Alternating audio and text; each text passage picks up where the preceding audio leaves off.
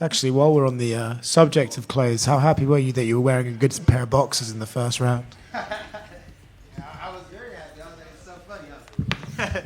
I was like, yeah, it's a good thing I had something under my shorts. You know, that was funny.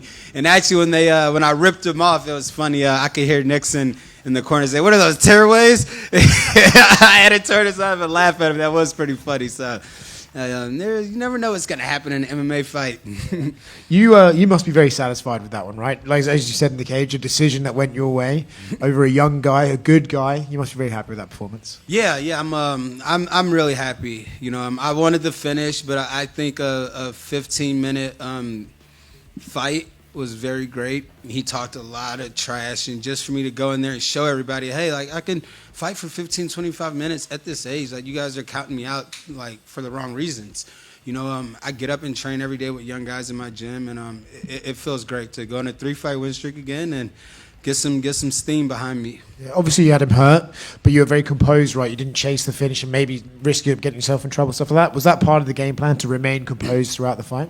Absolutely. I didn't want to wear myself out. I didn't want to go chasing for him. Daniel's very long, you know, and at his young age, he's got experience. You know, you can tell he's been in some fights. He's coached by a great team.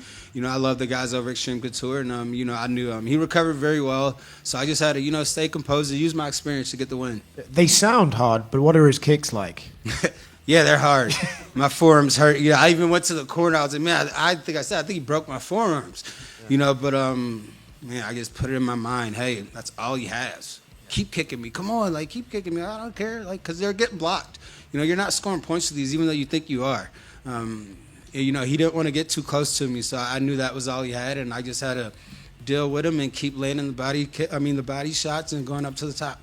Is that something that you think he made a mistake with? Because he threw his left head kick over and over again. Do you think that in his mind he's like, oh, this is winning me the round even if we're not getting into a firefight? Or do you think that's just kind of one of Yeah, that's what he thought. It's that lack of experience. You know, he thinks some things are landing, and he thinks just because they were loud and that he was actually kicking me, you know, he thought he was scoring points with him. I knew he wasn't scoring any points. My body shots were scoring way more points than his kicks. Mm-hmm. Nice, man. What's next? I mean, we've been around for a while, but we're still here, still knocking off the younger guys. What would you like to do next? When would you like to fight? Who? So on. Like I said, I want to get in by the end of the year, hopefully soon. You know, I've been throwing the idea around to me and Max Holloway.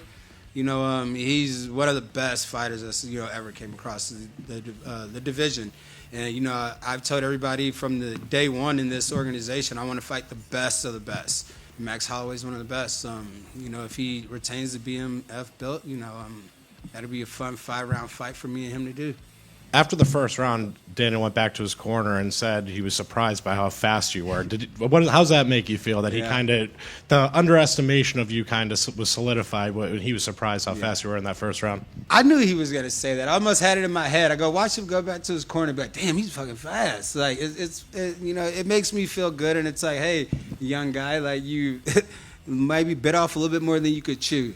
You know, he thought my age and my record would, like, give him a hand up. But, you know, it's a little different once you get in there with somebody.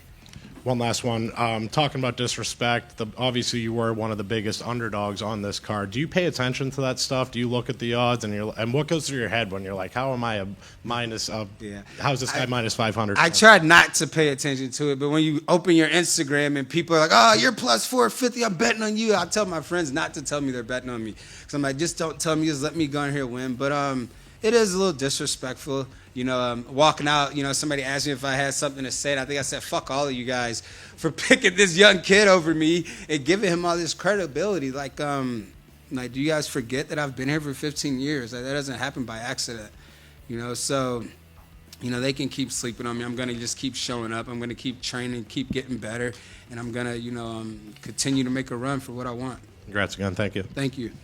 Michael, all week in the press conference and media day and stuff like that, he kept saying you were the old guy and stuff like that, and that he was the young guy, and he played that narrative. And I know for a fighter, you got a lot of things in your mind at that moment, but something like that, so little, it's got to eat at you at least a little bit, man. To get the victory and to really put it to bed like that, how good does it feel for you? Yeah, it feels great to get that win, especially a decision win, you know, over a tough kid like Daniel. It didn't really eat at me that he says I'm old. You know, guys in my gym make fun of me all the time for being 40. And I'm like, no, I'm 39. All right, like get it right. Like I'm not 40 yet. But it's just a way of life. But I feel like I'm getting better. I'm in my prime. You know, some guys peak at certain ages. You know, this could be my peak or leading up to it.